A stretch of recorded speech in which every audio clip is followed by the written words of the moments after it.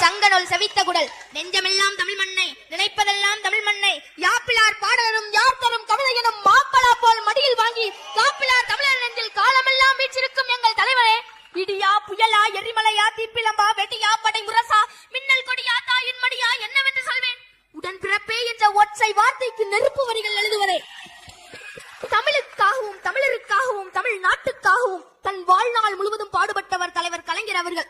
சமூக ஊடக பயன்பாடு பெருகிவிட்ட இந்த 5G காலகட்டத்தில் எல்லாவற்றையும் எளிமையாகவும் மிக மிக சுருக்கமாகவும் உடனடியாகவும் அறிந்து கொள்ள துடிக்கிறது உலகம்.